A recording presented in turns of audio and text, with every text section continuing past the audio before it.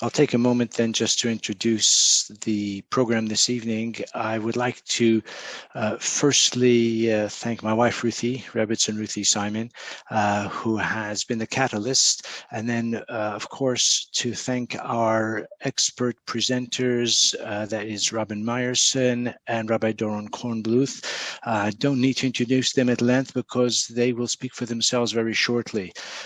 They are active in the field of education, and I would say presenting to the wider Jewish public the subject, the slightly morbid subject and yet important subject of death, also burial, the afterlife, and of course in particular the controversial subject of cremation, and I will leave it to them to share their insights into that. I would just like to say that Rabbi Kornbluth lives in Israel. Robin lives in my homeland, USA, in Scottsdale, Arizona, and between the two of them, they cover most of the globe in the Jewish sense, and we look forward very much to hearing from them. I'd just like to say that it's wonderful to have the opportunity to moderate such an important subject as we are exploring tonight. I want to welcome all the participants, whether rabbis, rebbitzins, members of the Chevra Kadisha, Jewish activists and communal leaders from around Europe, from South Africa, possibly Israel, USA as well, last but not least. So bruchim abim to everyone. I'd just like to add one short comment by way of introduction. It is apropos that our subject tonight is taking place during the week of Parshas Vayechi, in which we read of the last days of Yaakov Avinu, his deathbed, bequest, his blessing and challenge to his sons and to his legacy. And the Torah also describes his actual demise and the fact that actually he was mummified. I don't think we're doing mummification too much tonight. I can find out from our speakers. But we do find in the Torah that Yaakov was mummified, and the same was so for Yosef, but they did have what we would call Kvuras Israel, each in his own way. So it is an appropriate opportunity to explore the subject in its contemporary context. And with those words from me, I'd like to now have the chance to give us all the opportunity to hear from our outstanding presenters this evening. So I'd like to start with you, Robin. Can you tell me how you are involved in this topic? You know, what's a nice Jewish girl of so many accomplishments doing in this kind of subject matter? Tell us, please. Thank you so much for having this program. Also, thank you to Project Inspire for doing the technology and promotion, and to the National Association of Chevra Kadishas as well. I did not plan to get in this subject at all. I did not grow up knowing very much about my heritage. I am Jewish. I also might add that I am half British.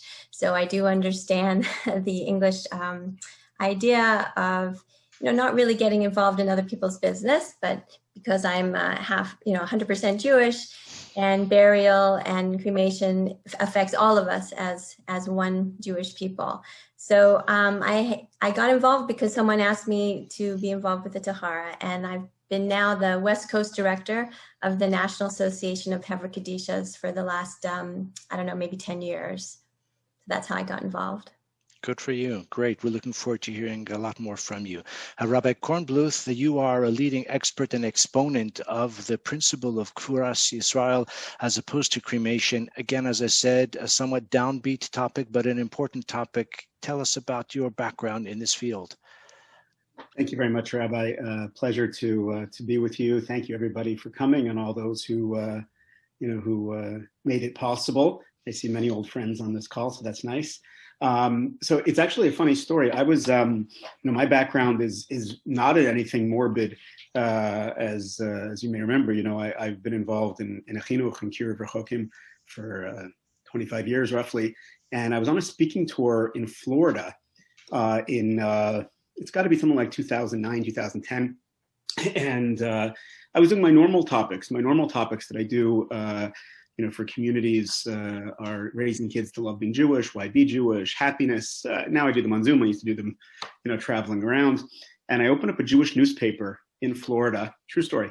And there's an ad from a Jewish funeral home offering Jewish cremations. And I'm like a nice traditional Jewish boy from Montreal.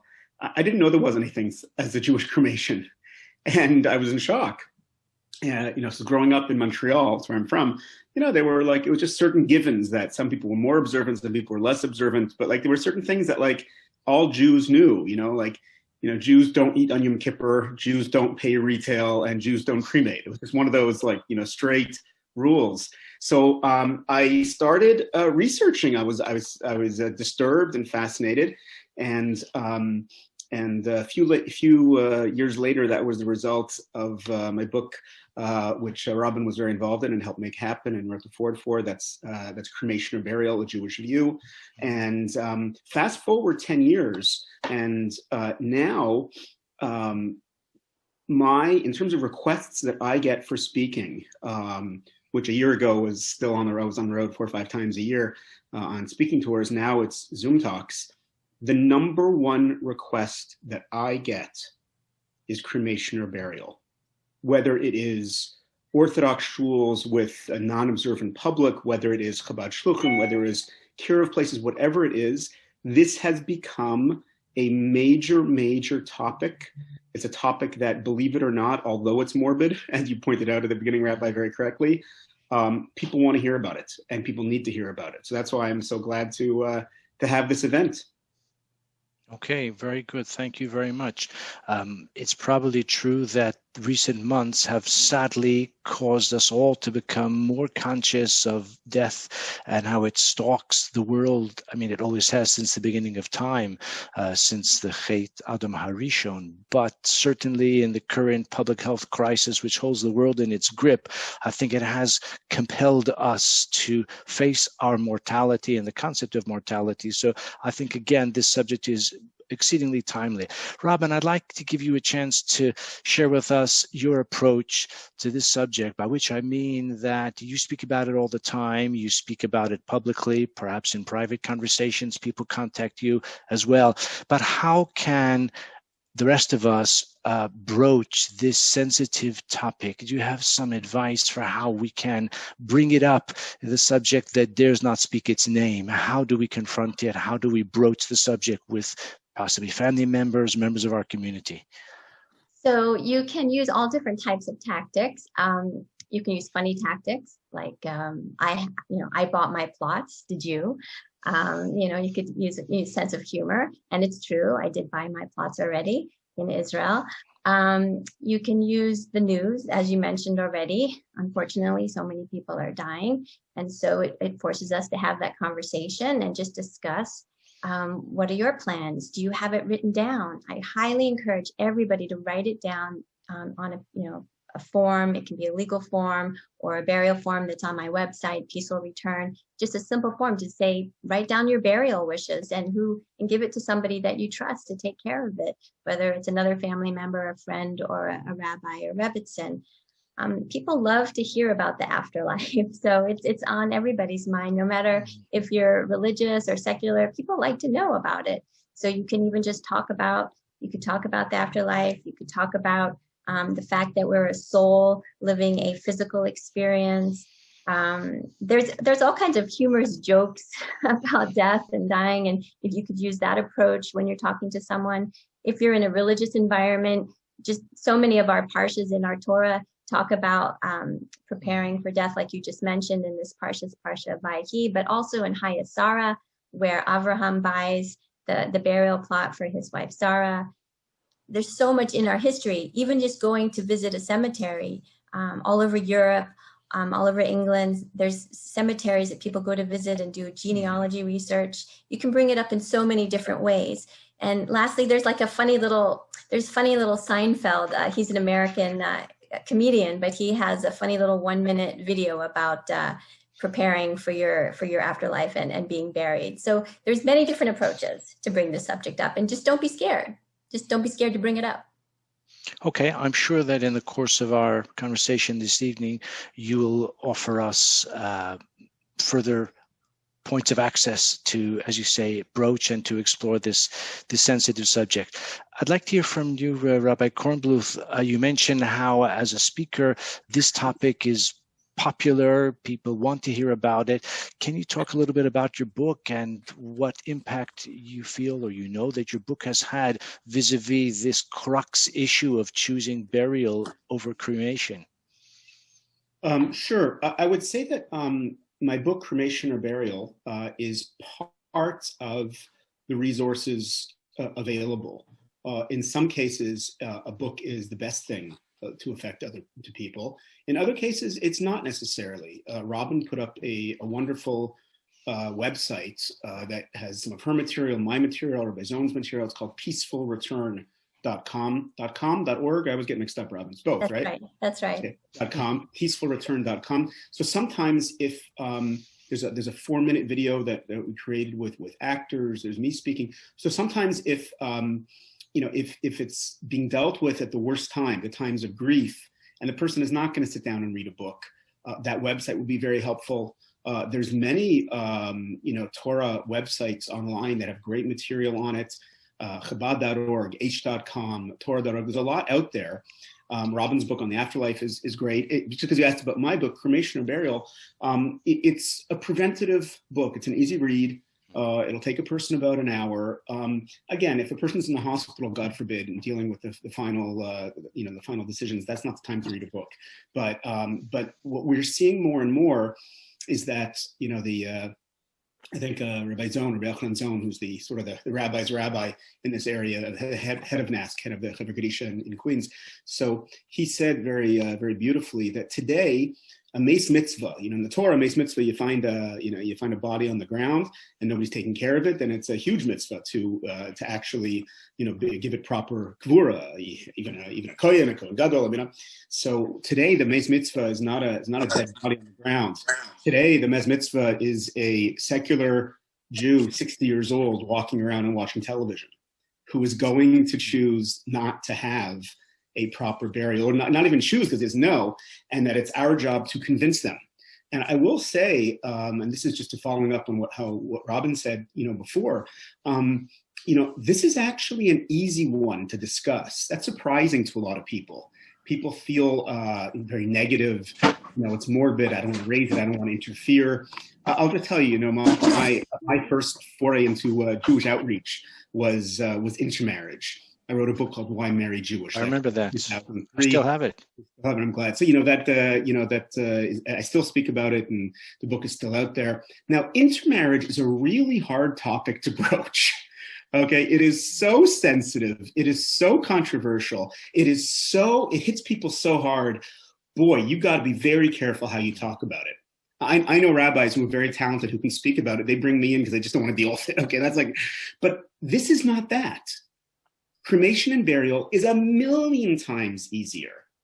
As long as you say, listen, is it okay if I, just broach a subject? Can we talk about this? I just heard this, this seminar, from this guy in Israel and this girl in Scottsdale. Use us as an excuse? Use the seminar as an excuse. It's not personal to people. As long as you say not judging, people make their own decisions. But this is like a really important thing for people to discuss, and they do. And that's why I find that the conversation, and then it can be the book, then it can be the website, it can be a talk by you, by Robin, by me, doesn't matter. And that will sort of get the word out. People are interested in this topic and they're open to hearing about it. And as long as you say, is it okay that if I ask you about this, all the negative goes away. Okay. I'll take your word for it. And I think you've made a strong case already. Robin, can I ask you, although death has never yet gone out of fashion, it is sadly particularly in the news today, as we mentioned earlier. Can you tell us, as we say, legufa de uvda, what actually happens to the body and the soul after death? I'll give you a couple of minutes on this occasion only to expound on that. I like to say that we are a soul living in a body, having a physical experience. So when death happens, the soul leaves the physical body and actually hovers over the body and knows really what's going on. And the goal is to get the body buried as quickly as possible, because once there's a burial, then the soul can continue its journey on to the next world and to God. And so, just like you want to go on a good vacation very quickly, you would want to expedite the journey to God. So the soul is very aware of what's happening. So for example, in the Hebra Kadisha, we're very quiet and very careful, because we know that the soul is right there while we're preparing the body to be buried. And even the soul goes to each of the different Shiva houses where someone is mourning. And the soul actually also mourns the fact that it's left its body. So the soul is also there at the funeral and hears and knows what's going on. So that's why we visit a cemetery, because part of the soul goes to God, but part of the soul actually hovers at the cemetery, at the place of burial. And in Hebrew, the word for cemetery is Beis Chaim, which means the home of the living. Such an unusual thing to think about, but it's the home of the living, because the soul lives for eternity. So that's what happens between the body and the soul after someone passes away. Okay, thank you very much. Can I take you, Rabbi Kornbluth, to give us a kind of macro perspective in terms of the implications of a society, how it treats death and what it means, maybe to give us an insight into the Jewish approach and possibly how that is divergent from what is becoming commonplace in the secular world around us? That's a great question, Rabbi. There's actually the British Prime Minister Gladstone. He once said, if you tell me how a society deals with its dead, I'll tell you how they deal with the living. Very interesting, very, very interesting comment. And like this, I think there's really two forces at work in the Western world today about death. At first, they're going to sound like they're opposites. It turns out, I think they're actually quite similar. One force is that let's get this over and done with. Make the process as fast as possible. What are examples of this? Cremation. Get it done. Decompose over a year. Let's just get it done. Press a button. Let's get it done. No, don't do a full Shiva, 7 days. I don't know what's happening in Europe, to be honest, on this, but in America, 7 days went down to 3 days very often. 1 day, an afternoon, right? Services are quick, they're online, everything is just like, let's get this over with, right? Speed it up. The other process sounds like the complete opposite. Don't do wood casket, do a metal casket. Prevents decomposition. Embalming.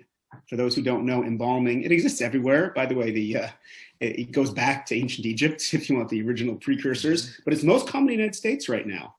That's the country that has the highest rate of embalming in the world. Started really in the Civil War when all the soldiers were in the South and they wanted to ship them back up on the railroads. So embalming basically means removing the liquids from a body, basically the blood, replacing it with preservatives. It doesn't mean there won't be any decomposition. There will be. It just takes a lot longer, right? Mausoleums above ground, right? All of these things, right? Embalming, metal caskets, mausoleums, it means slow down the process, fight the process. So at first it sounds like these two approaches in the modern world, which are both occurring, we see them both. It sounds like they're opposites. One is speed up the process, one is slow down the process. They're both a kind of denial of death, though, aren't exactly they? Right. At its core, they're the same. The core is we don't want to deal with it. We want to get it over with or push it off. It's a kind of denial of death, no question. And it's unhealthy. The Jewish approach is, and this is, by the way, you can use this in your conversations, in your lectures, whatever. The Jewish approach, it's so beautiful and it explains so much. The Jewish approach is, listen, 6 days a week, we work hard, we build, we improve the world. And 1 day a week, Shabbos, we sit back and we say, you know what, God runs the world, accept it. During our lives, we work and we build and improve the world. But at the end, when death comes, we say, God runs the world. Don't try and speed up the process. Don't try and slow down the process. Just let it be. That speaks to people because they realize that people, the Western world is off on this area. It's being crazy in two different convergent but similar ways. And that the Jewish approach really speaks to people. I like it. I like it. I mean, I don't like the death part, but I think the analysis is very astute. Robin, can I take you again to the sort of microcosmic, personal? I know you have a story that perhaps you can share with us. According to my notes, it's a miracle, but let's hear from you and we can judge. Go over to you, Robin. Sure. So about 10 years ago, I made a phone call to one of my aunts. I have about, 18 different cousins and aunts and uncles all over the country. I'm sort of the religious one. And I called my Aunt Myra just to say hello. And she said, "Are you calling because you heard the news?" And I said, "What news?" And she said that my uncle had passed away that morning. I had absolutely no idea. I was just calling. And it was Shushan Purim, the day after Purim. And I said, "Oh my gosh, I'm so sorry. When's the funeral going to be?" And she said, "Oh, we're not going to do a funeral. We're not religious. We live in Las Vegas. Everybody here cremates." And I said, "Oh my goodness, we can't do that. We can't burn my uncle." And I was very distraught, but she was distraught. Nobody knew what to do. So I called my cousins, who were a few years older than me. And I called them and I said, you can't cremate your father. You got to bury your dad. Let me help you. But nobody knew what to do. Completely distraught and didn't know, had no plan. So I called the mortuary and the cemetery in Las Vegas. And I said, "Here's the plan. Please do this." But I had no power because I was a niece. And I kept calling and begging my aunts and my cousins. 2 weeks go by. So here's the first miracle. The first miracle was that my uncle was in the crematorium for 2 weeks and they did not touch him, because it's not usually so fast. It just depends how many bodies they have in there. So that was the first miracle, that he was in there for 2 weeks and they didn't touch him. The second miracle was that usually in the crematorium, what they do is they cut out the artificial knees and hips and whatever is going to destroy the machine, the oven. So that was the second miracle, that they didn't touch him that way. Because in Judaism, we believe in not taking any of those things out for a burial. So I kept calling and I wasn't getting anywhere. And finally, I decided to give some charity dollars to an organization in Lakewood called Hebron de Mishnah, and they study Mishnayos. And if you rearrange the letter of Mishnayos, you get Neshama, which is soul. And I gave this tzedakah, this charity, on a Tuesday morning. And I didn't tell my cousins I was doing it because they didn't know. And I call again a few days later and I said, "Can you please bury your dad?" And they said, "Yes." So I was like, "Oh my gosh, amazing." So I get all the paperwork over to them. They take care of it. I fly into Las Vegas. I'm there for the funeral. And at the cemetery, my aunt says, "Robin, this is your calling. God is going to repay you." Now, that was the weirdest thing that anybody should say at a cemetery, okay? Fast forward, they were hungry after the funeral. And I said to my cousins, "Let's go to a kosher restaurant." And my cousin, I asked her now at the restaurant, I said, "What changed your mind?" And she said, "Well, my father came to me in a dream." I'm like, "What? When was that?" She said, "It was Tuesday." I said, "What Tuesday?" And it was the Tuesday night that I had given the charity dollars for the Mishnayos to be learned for her father's soul. So she starts crying in the restaurant and I'm crying in the restaurant because we can't believe it. So that's the third miracle. Now here we get to the most amazing miracle of all. About a couple of months later, I wasn't feeling so well. And I'm about to go on a trip to visit my cousins. And I wasn't feeling so well. I was 44 at the time, and my youngest child was 6. And I decided to take a pregnancy test. And I took the test, and it was pink, which meant I was pregnant. I'm freaking out. My husband's jumping for joy. But then I sat in the car on the long car ride, and I decided to do the math, and I'm counting on my fingers. And I realized, and it swooshed through my mind, my Aunt Myra and what she said, "This is your calling. God is going to repay you." Because I realized I was due about the same time as my Uncle Arnold had passed. And I just got goosebumps and everything. Fast forward, go to the doctor, everything's fine because I was scared. I was almost 45. Fast forward, go to the ultrasound, we find out it's a little boy. I call my cousins from the ultrasound room, tell them that I'm going to name my baby after their father. Fast forward, remember I said my uncle was in the crematorium 2 weeks? Well, my baby was 2 weeks late. and he was born exactly on the first anniversary yard site of my Uncle Arnold's death. Wow. So Amazing. If that doesn't make you believe in the afterlife and the importance of burial, I don't know what will. Amazing stuff. Wow. Okay. Well, I hope your little boy grows to be worthy of the miracles surrounding his formation and his arrival into this world. Good for him. And Rabbi Kornbluth, you are the one with the research experience, having written the book literally on the subject. I mean, I have a bit of your impulse that you mentioned when you first, or before you first looked into this, the expectation that Jewish burial surely must be universal throughout the Jewish world. I've since learned that's not at all the case. Can you give us some statistics about the popularity of cremation and maybe what kind of inroads it is making and has already made in the Jewish world? Yeah, I'll tell you what we know, what I know at least. In the United States, let's just talk about the United States for now. In the United States, the majority of the dead, meaning of Americans who die, Christians, Muslims, atheists, Jews, whatever, the majority of the American dead are now being cremated. In 2017, it went from being 49% to 50% to 51%. It's now probably at 53 or 54%, depending how you count, which means that the majority of Americans, now this year, unfortunately, has been a very high death rate. There's about 3 million Americans who die a year. So over half of those are being cremated.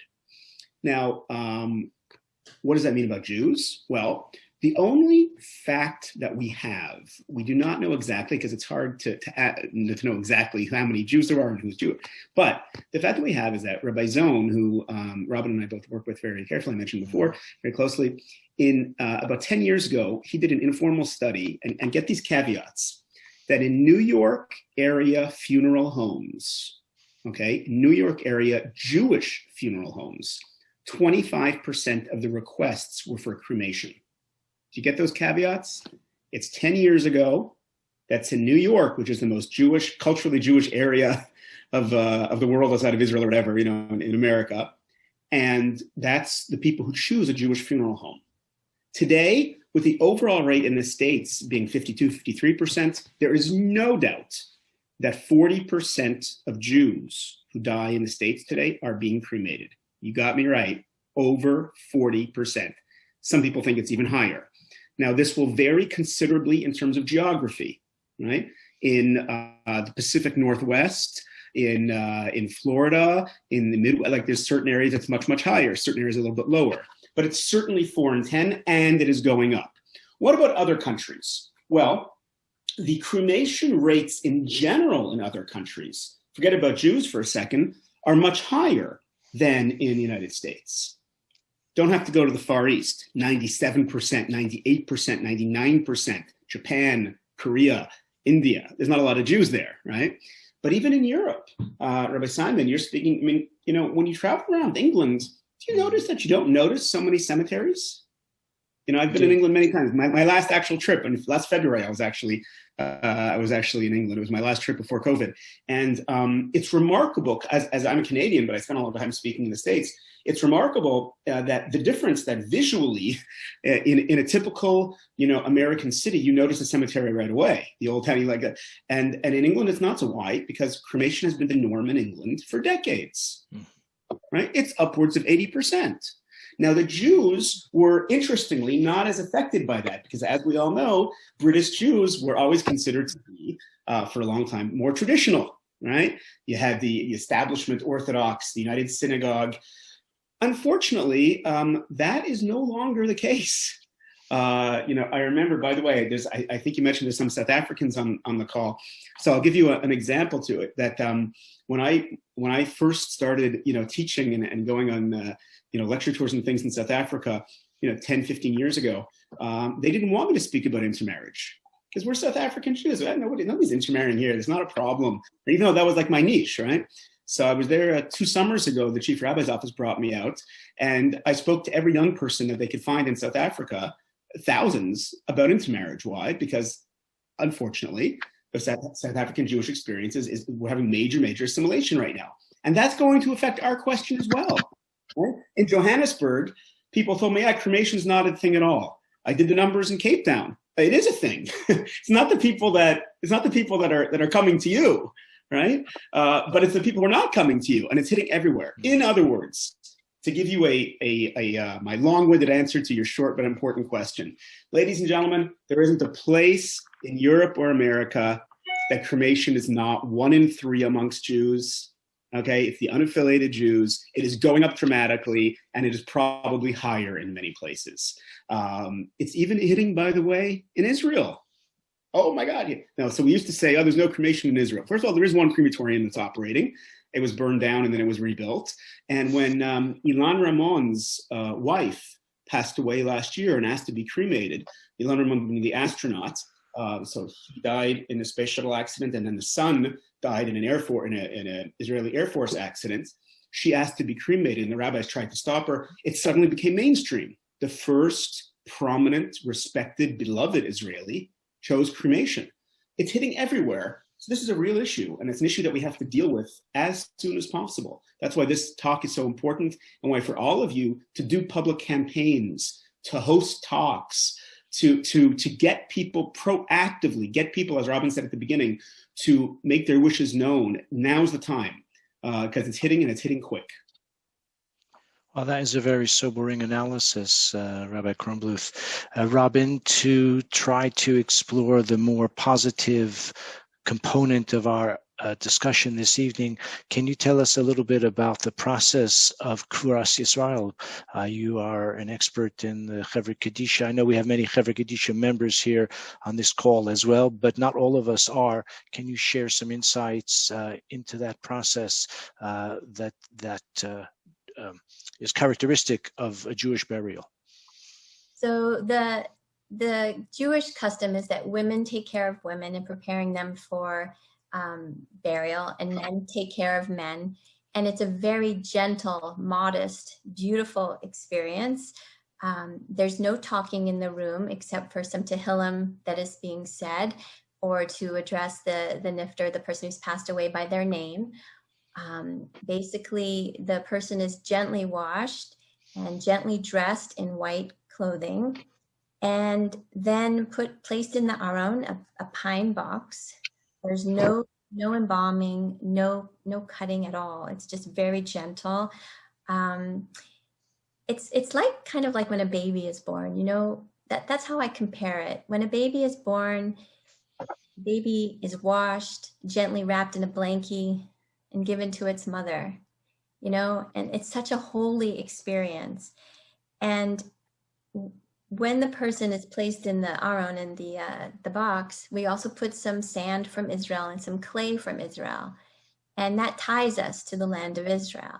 And then we ask for forgiveness. We place our hands on the box and we ask for forgiveness, because we believe the soul is there and knows absolutely everything that's going on, and we wanted to make sure that we did everything with the utmost respect and holiness for that person, because we want to wish them, you know, the best in their journey, and ask for forgiveness. And it's such a holy, beautiful experience that I don't know why anybody wouldn't want that for themselves and for their loved ones.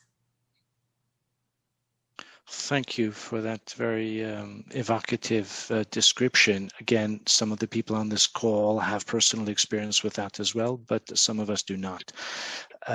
Rabbi Kornbluth, after hearing from Robin, the customs, the beauty, the sensitivity, the spirituality, why would anyone choose cremation? I know you're not going to advocate for it, but help us understand what is the attraction of it. What are some of the myths and the facts? I know some people, many people have environmental concerns generally, and perhaps that is a factor in the cremation choice. Can you help us understand better what it's all about? Sure. Let's go through some of the main ones. For more information, you can look at Robin's site, peacefulreturn.com. It has top 10. My book, Cremation and Burial, has them listed out. There's a lot online that you can find, but let me just give you the headlines. The first thing is that the main reasons that people cite, in my experience, are cost, environmental reasons, mobility, discomfort with decomposition. Let's just go through these one by one. Cost. First of all, the fact is, in almost all cases today, cremation is significantly cheaper than burial. There are exceptions to that rule. You can make cremations expensive, but in most places, and every country, every city is different, in most places, there is a significant difference in cost. In the United States, it's more than a $5,000 or $6,000 difference in cost, where a burial will usually end up costing $8,000 to $10,000, and a cremation is usually $2,000 or $3,000, or it's even cheaper in some cases. There's a big difference. That is one very serious concern for people. Now, I always say that that's not the determining factor in many cases, because we do spend money on some important things. I always joke around with husbands that when you buy your wife a wedding ring, I hope you didn't get it from the bottom of a Cracker Jack box, meaning that, that things that are important to us, we spend money on. So the question is, why spend more money on this? And because people don't know why, therefore, they just do what they think is cheaper. And that's one real reason. So we have to make the argument for burial. But the other reasons that people quote, and I say, I don't know if they really believe them, but they quote environmental reasons. I just want to give you a very simple statistic to have in your back pocket. I'm going to give the American statistic because that's, that's where I did the research. But by the way, this is true everywhere. This is true in Europe, and it's true in Africa, and it's true in America.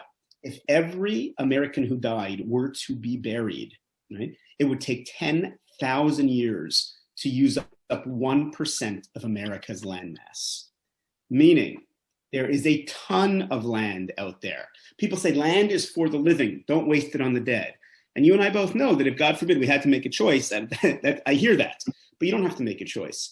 Rabbi Simon, I've been around England enough. You're in London and you think there's no room, there's no room. And then you go half an hour outside of London, take the train up to Manchester. I mean, the massive emptiness of the countryside.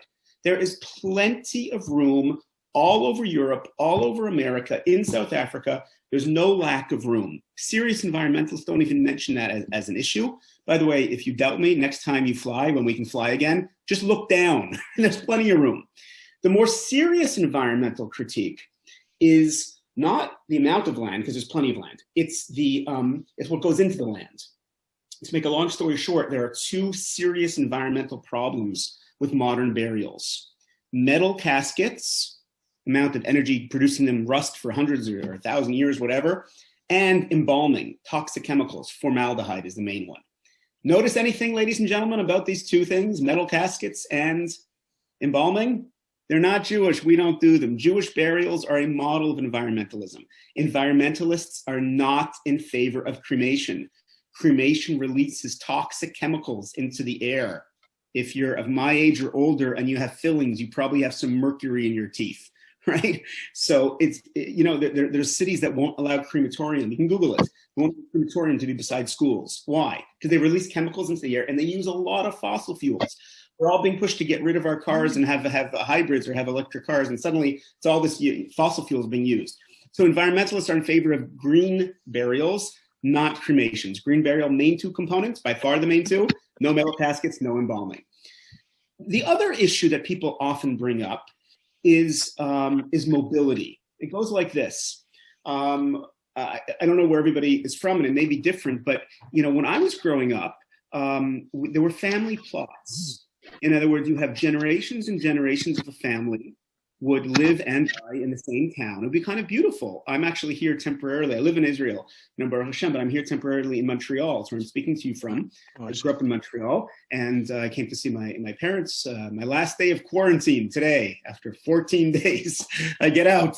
So we have a family plot here, and every time I was from the basic Klaros. So people say, yeah, in the old country, people would be together and people would visit graves. But today, where are you going to have the grave? Like the grandparents live in one city, the kids live in another city, the grandkids live in another city. They're not so traditional to begin with. So many people will say, listen, no one's going to visit the grave anyway, so why bother having one? Better to have it in an urn and be portable. I want to give you a very simple way of answering this. I always ask people, true or false? I should mention that my side job before COVID was a tour guide in Israel. So I always say to people, so true or false? The favorite place I have to bring people in Israel is the grave of Moshe Rabbeinu. So obviously false, right? Why is it false? Well, there's two reasons. Number one, he's not in Eretz Yisrael, right? He's on the other side. And number two, we don't know where he's buried, right? Look at the Mepharshim. God hid the place of his burial. So here's the question. And by the way, this really works well. You ask people, so has anyone ever visited the grave of Moshe Rabbeinu? No. And yet we know archaeologically, right? 3,300 years ago, there was plenty of cremation. It was the norm.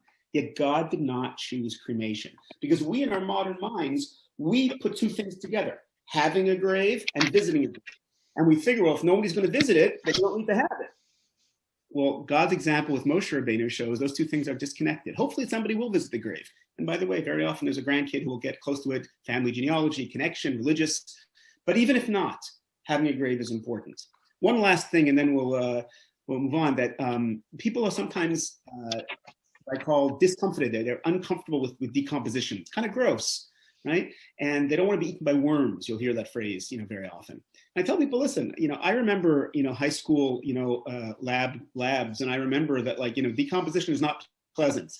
But cremation is not a quick process. Cremation takes a few hours.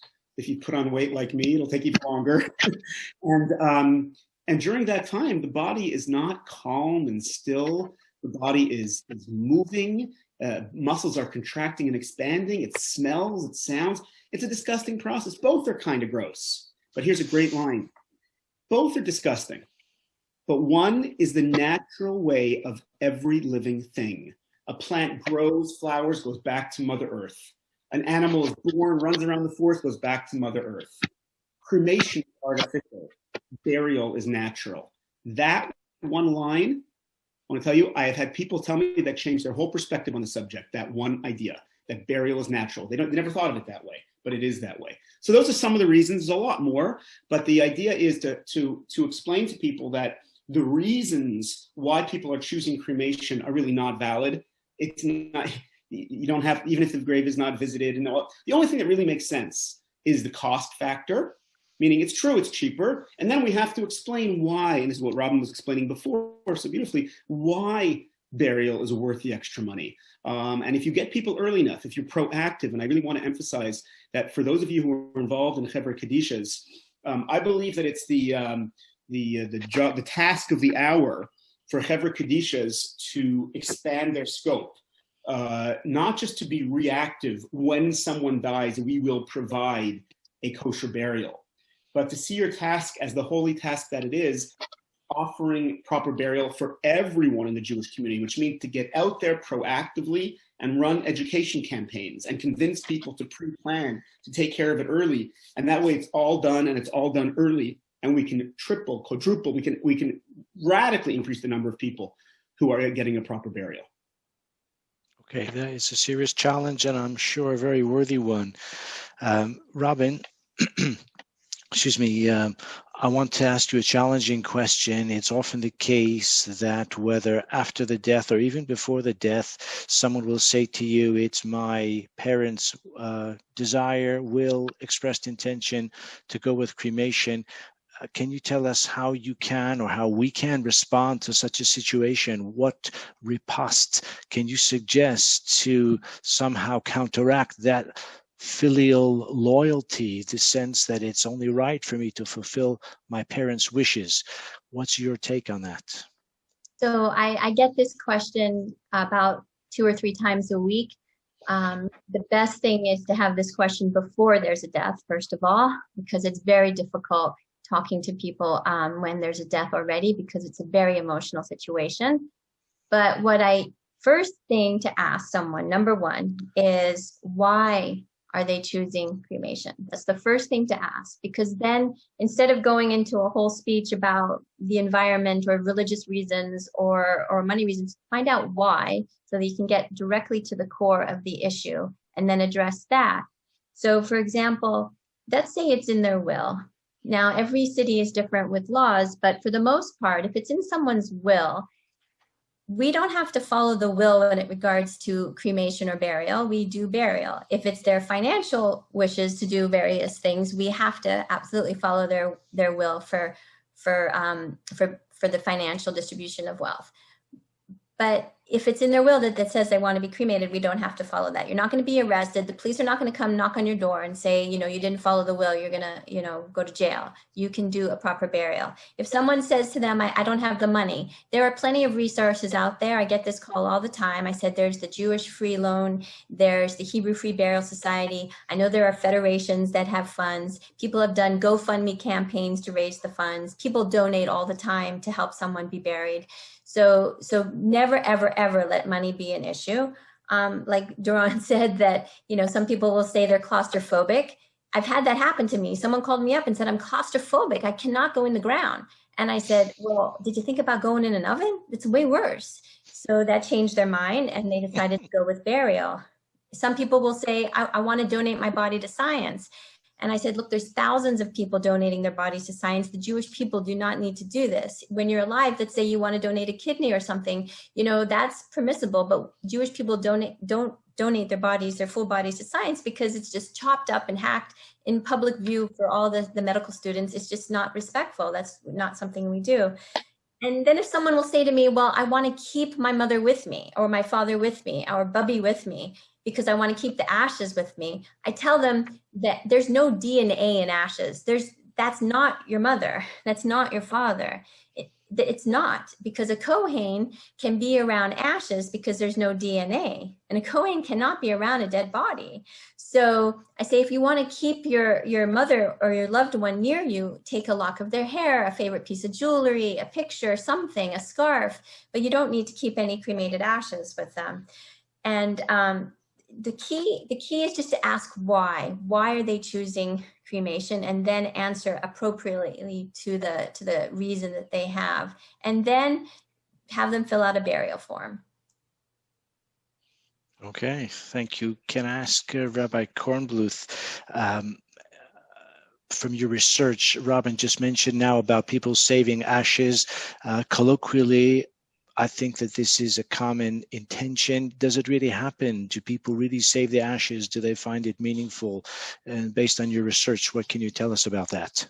So at first, yes, many people think it's a very nice idea. That being said, it doesn't work out that way for a lot of families. There is a problem all over the world that funeral homes have hundreds of unclaimed urns. Almost every funeral home I have ever dealt with, and I've dealt with hundreds of them, have this problem because people say they want them, but they don't really want them. It's kind of uncomfortable. And the funeral homes don't know what to do with them because, like, if they get rid of them, they'll get sued. You just got rid of grandma, so they can't get rid of them, but they don't want that. Nobody picks them up. So it is alarmingly uncomfortable for many people. Let me add just a couple things that to Robin's beautiful explanation of why bury. There's I always ask people, let's say you have a Sefer Torah, a Torah scroll that is damaged beyond repair. What do you do with it? Everyone knows you bury it.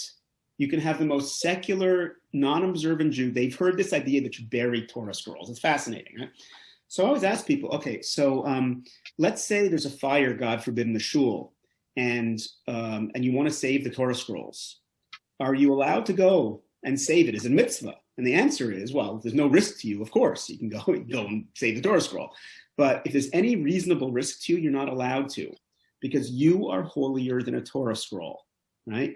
Doesn't matter if you're a man or a woman, if you're observant or you're not observant, if you're old or you're young, you're sick or you're healthy, you are holier than a Torah scroll. Torah scroll is holy and we bury it, and you are holier. That hits people and it really touches them. The phrase that I like to use is that we bury treasure, we burn the garbage. Just think about the imagery. The imagery is amazing. When you were 8 years old and your dog died, I'm convinced that your parents didn't say, okay, honey, you bring over the dog and we'll fire up the barbecue. I mean, like, they didn't do that, right? You buried it. We bury things that are important to us. We bury treasure. That hits people very well. And there's also, I think, a really nice thing to mention to people. Most Jews around the world are quite supportive of Israel and have a soft spot for the IDF. And so I always mention people, everybody's heard, most people have heard of Gilad Shalit. Gilad Shalit is that, the poor soldier that was in Hamas jail for 5 years. And we made a major trade for him, 2,000 terrorists. Very controversial, by the way, in Israel, whether it was right or wrong. We're all glad that he got out, but 200 of those have been rearrested for terrorist crimes. Right? Most people have heard that story.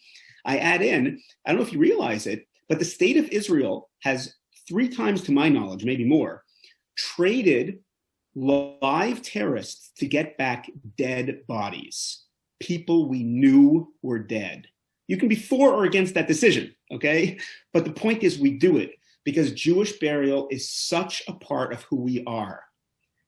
The last decision that I make on the planet, I just hear, I have this voice of this person saying that, listen, I may not have been the most religious person on the planet, but I was born a Jew, I'm proud to be a Jew, and my last decision on planet Earth, I want to say, here lies a proud Jew. It speaks to people. And so this is a subject that we can win on. We can convince people, the earlier the better. And as Robin said, to get it in writing, to leave it till the person dies, it's much, much harder. It's doable. Robin and I both try, but it's much harder. But do education campaigns, reach out to people, have people talk about it now. It's a winning, important subject. Thank you. You've given hope, I think, to all of us in this connection. I wanted to just ask about a kind of companion to the burial option or a sideline in it. What about a mausoleum? It's sort of going the other way from the cremation approach, where they want to completely obliterate almost not just the person but the memory. The mausoleum seeks to sort of aggrandize. What are your thoughts about that? It's very confusing for a Jewish person, because there are cemeteries, unfortunately, that offer the Abraham and Sarah mausoleum, and that can be very, very confusing for someone, unfortunately.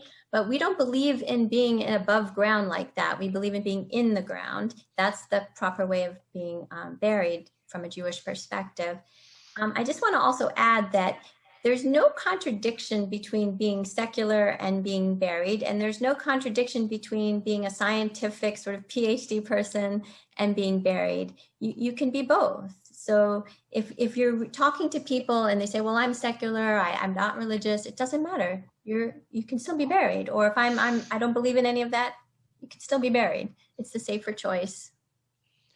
Robin, I want to confront you with what to me is a very vexing problem, and that is if a person says to me as a rabbi, you've persuaded me, I agree with the burial preference, but my siblings don't agree, and I don't want to be responsible for strife in the family, especially at or even in advance of a time of trauma and emotion and grief. I would rather just put aside my preference and go with the peaceful option vis-a-vis my siblings. What can you tell us? I've had this situation many, many times, and it's very painful. You'll have one sibling say, I want to do a burial, and one sibling say they want to do a cremation. And they do ask me that exact question, isn't shalom more important than a burial? And I say to them, actually, no. A burial is for eternity. And you can't undo a cremation. You can undo a burial if you really wanted to, but you can't undo a cremation. So do everything you possibly can to have a burial. And let's say someone's already paid for a cremation. It doesn't matter. You can redirect those funds to a burial. And I've had brothers and sisters, come to me crying and fighting and everything. And I say, look, people have never come to me and say, I regret doing a burial. But they do come to me and they say, I regret doing a cremation. So that's the best thing I can offer to say to you, that it's, the burial is for eternity. It's for the soul. And eventually family members, God willing, will come back to, shalom afterwards. And whenever anybody's at a burial, at a funeral, they usually come back to shalom, but not at a cremation.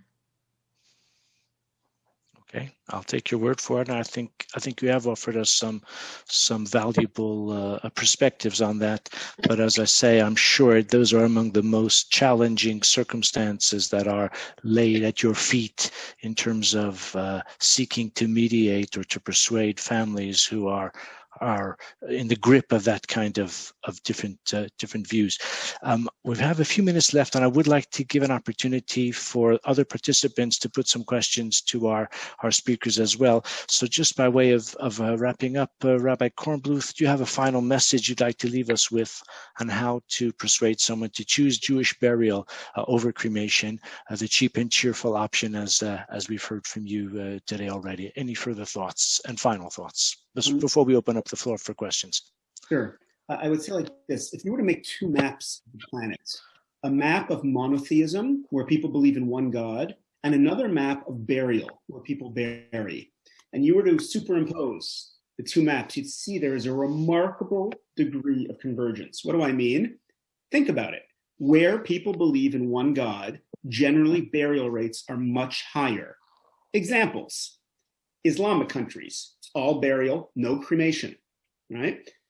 Eretz Yisrael, right? 99%, burial, believe in one God. Europe, by the way, where many of you are from. So until 50 years ago, right, Catholic Church 60 years ago, Catholic Church didn't really allow cremation. From Charlemagne, there was a ban on cremation. It's changed. As Europe has become post-Christian, cremation rates went up radically. India, China, Japan, polytheistic, many gods, cremation, right? It's fast, even in America, by the way, right? The Bible Belt, much higher burial rates, the secular coast, and that's because of the following idea, and this is my answer to your question, Rabbi, that we have a sense that the human being is created in the image of God, Tselem Elokim. People know this phrase, they've heard this idea. God is not physical, Chalila, but our physical bodies represent that divinity, and you don't mess with that. You lay it gently down. I think that's the image that our bodies are holy, our lives here are special, and you don't burn it like garbage. You bury it like treasure. That's the image that I leave people with. Thank you very much, Robin. I'd like to give you a final question from me, and then we'll perhaps have the opportunity to hear from others as well. In terms of nichum avelim, words of comfort, words of consolation, vis-a-vis someone possibly who has found new meaning in his or her Judaism, whose parent or other family member has already been cremated, can you offer any words of hope for such a person, how to maintain some kind of spiritual connection with that loved one who has been cremated? And I would just like to add that there's a kind of parallel track to the cremation question, which I'm sure appears in your writings, but hasn't yet been broached tonight. And that is the terrible shadow of the Holocaust, where so many Jewish men and women, children as well, of course, were cremated. Can you share some thoughts with that? And obviously, again, as we are in the shadow of the Holocaust still in a time when survivors are still walking among us, does the Holocaust specter represent some kind of effective argument against cremation, somehow almost replicating evoking the tragic fate of so many of our brethren, of course, during those terrible years? Can you share some thoughts on that? Sure. So the people who died in the Holocaust, they died at Kiddush Hashem. If they were to be given a choice, they would have chosen burial. Absolutely. And all of the things that we're discussing tonight do not apply at all to them and their souls. When someone says to me that they want to cremate, and I sometimes bring up the Holocaust, it doesn't always work, because for people today, being 75 or so years ago, for today's generation, it doesn't apply, unfortunately. However, I do have situations where there are people who are Holocaust survivors and their family passed and perished that way. And I have had cases where people have said to me, I want to be cremated as well because of my family being cremated. And that is the most heart-wrenching thing of all. And most of the time it's worked out. And what I tell those people very, very gently is that you survived. Don't let the work of the Holocaust continue. Make a stone and list all the names of your relatives who perished and put them on your stone too, and say that you lived, they lived, and will be remembered. So that's very painful. But I also want to say that before I got into this about 10 or plus years ago, I have family members who chose cremation. And the reason I asked, helped so much with Doron to get his book published was because there was no information that I could find that would reach one of my other aunts.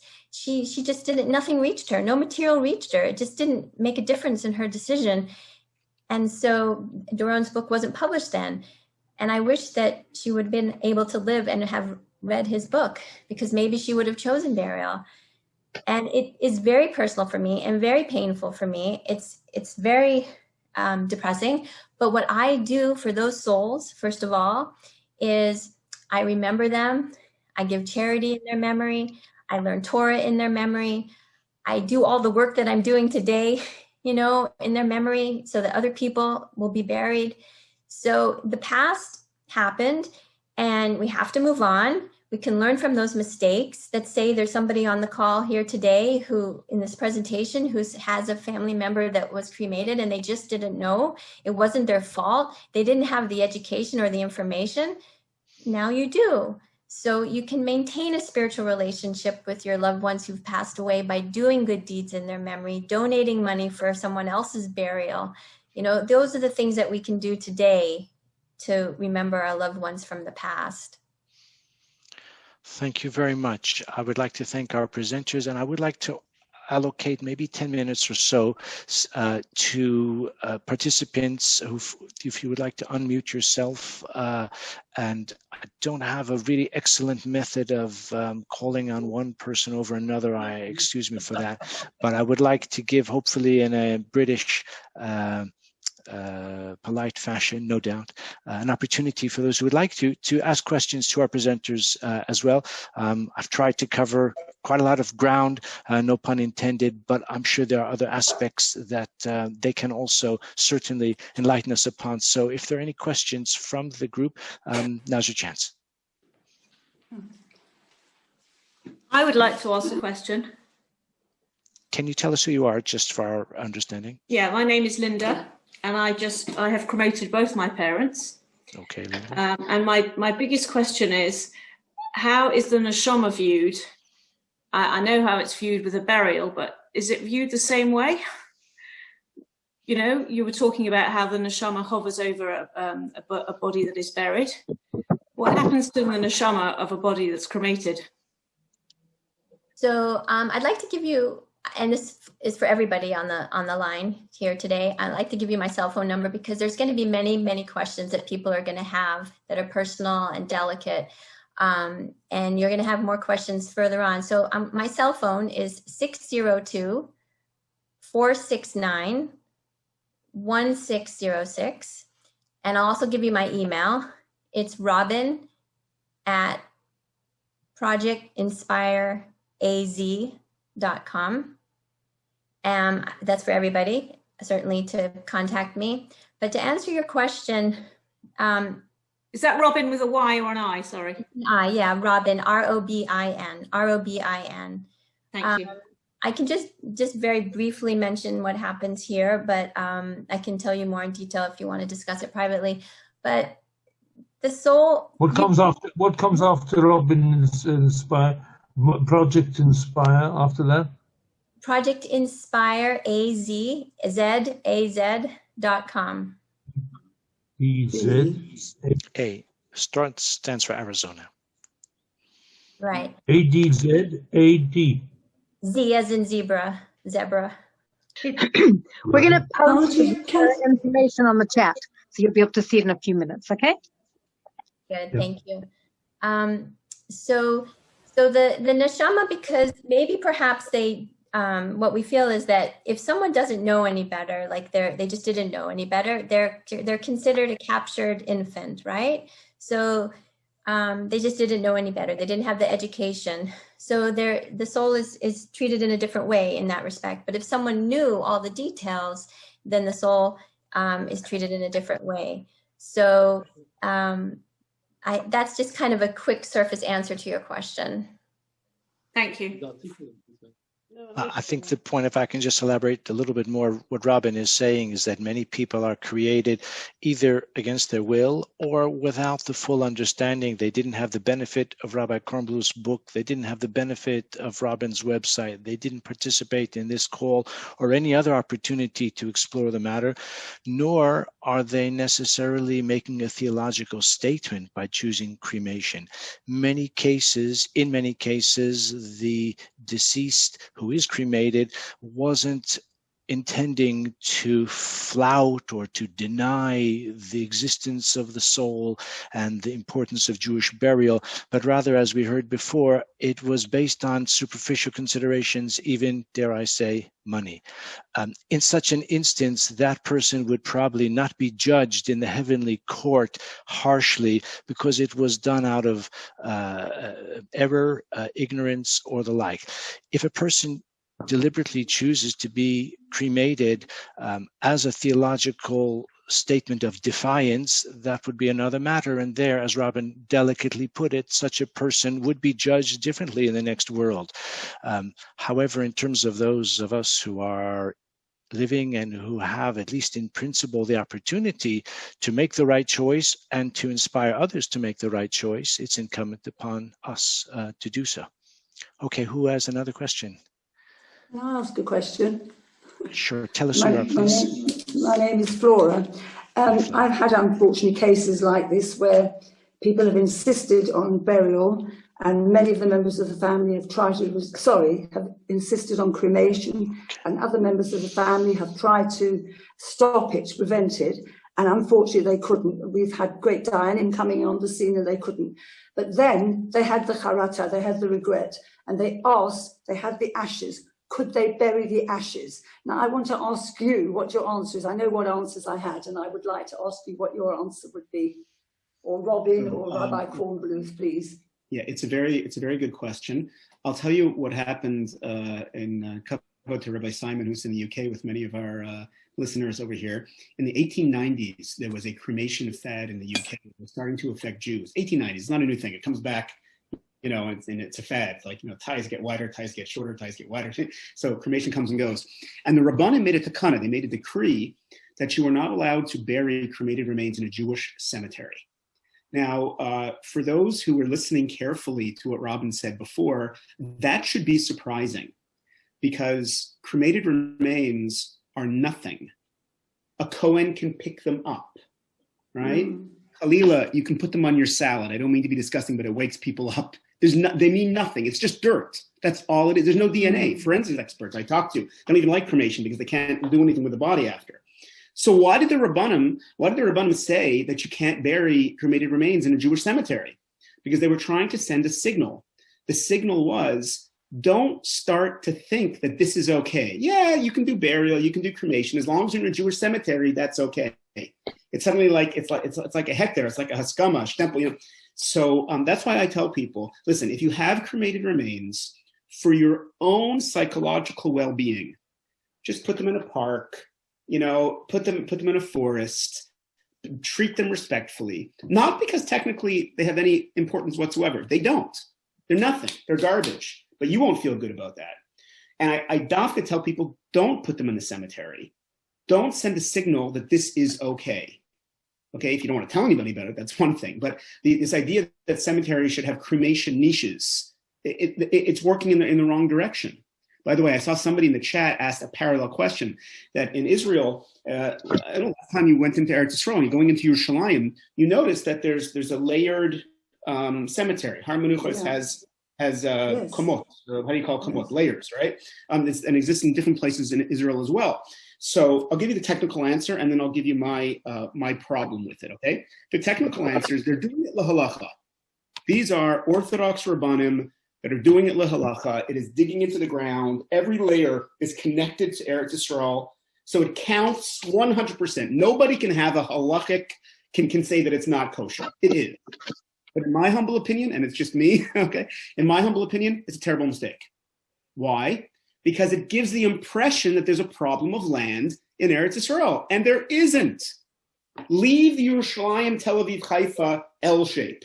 There is a ton of land, not even in Yehuda and Shomron. That's the empty beyond empty. But where I live in the Beit Shemesh area, the Negev, completely, it's empty beyond empty. The Galil, the Golan, within an hour of any place you live, there is endless land in Eretz Yisrael. There is no problem. So although technically that kind of thing is okay, and I understand people want to be buried in Yerushalayim, but it gives the wrong image. And that's my answer to you, Mrs. Frank, and my answer to you of the cremated remains, what to do with them. I believe it's a visual and it's an image problem more than a technical thing. We have to deal with that image as well.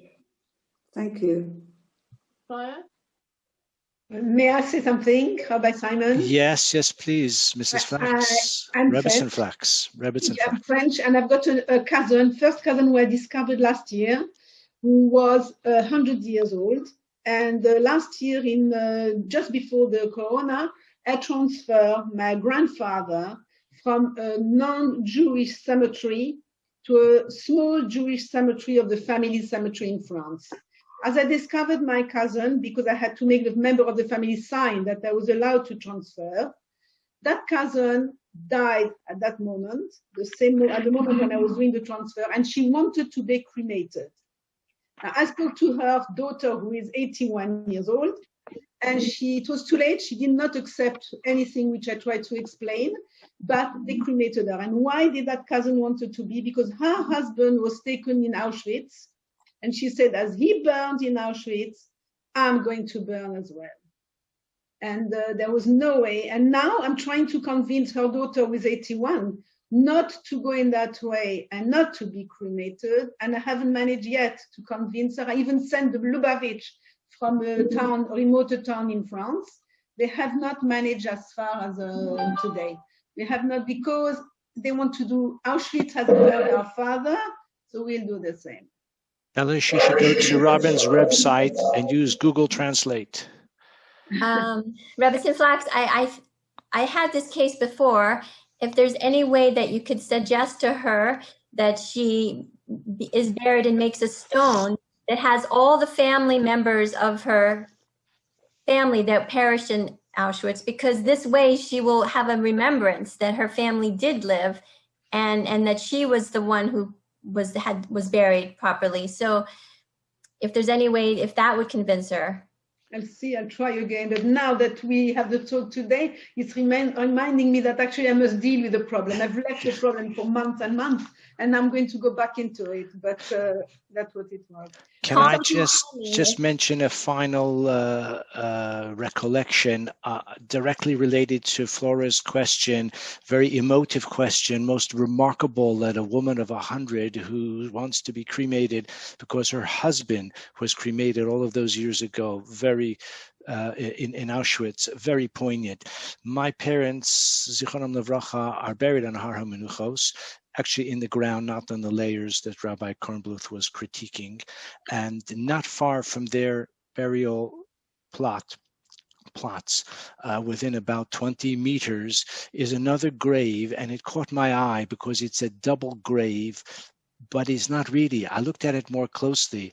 There is a man who is buried there, and next to his grave site, but in an adjacent plot, and the plot is a double size, is a memorial for all the members of his family who died in the Holocaust.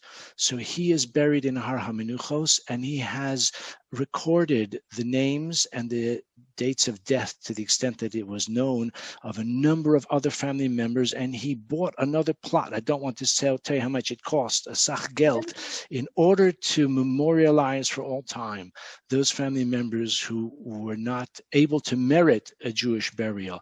And I find that very moving, and when I do visit my parents' grave in Yerushalayim, I always go to see that grave as well. I find it very moving, and it's exactly what Robin is suggesting.